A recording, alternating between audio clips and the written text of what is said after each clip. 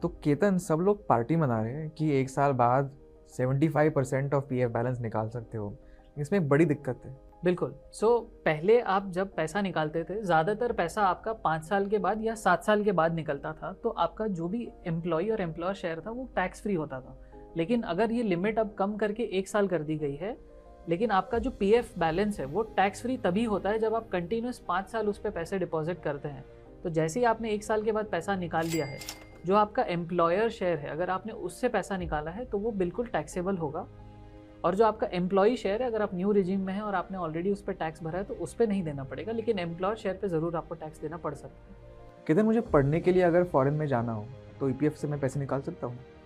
बिल्कुल, आप higher education के लिए अपने पीएफ से पैसा निकाल सकते हैं। पहले के रूल्स के मुताबिक आपको 50% ऑफ एम्प्लॉय शेयर मिलता था और उसमें आप शादी और हायर एजुकेशन दोनों को मिला के सिर्फ 3 बार ही कर सकते थे। अब उन्होंने हायर एजुकेशन की लिमिट को बढ़ा के टोटल 10 टाइम्स कर दिया है और मैरिज की लिमिट को 5 टाइम्स कर दिया है।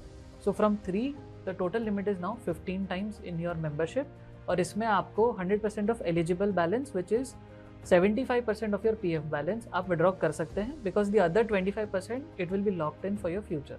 मतलब मान लो अगर मेरे पीएफ अकाउंट में 10 लाख का बैलेंस है तो मैं 7.5 लाख निकाल सकता हूँ। बिल्कुल, आप चाहें तो एक क्लेम में 7.5 लाख तक का क्लेम अप्लाई कर सकते हैं, बट अब बाकी आपको कितना मिलेगा वो पीएफ ऑफिस ही डिसाइड कर पाएगा।